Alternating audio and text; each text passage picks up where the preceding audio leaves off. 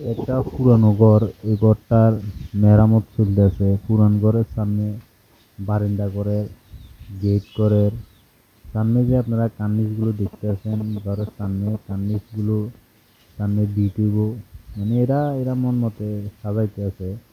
ঘরটা অনেক আগে করা হয়েছে, প্রায় 10-15 বছর আগে।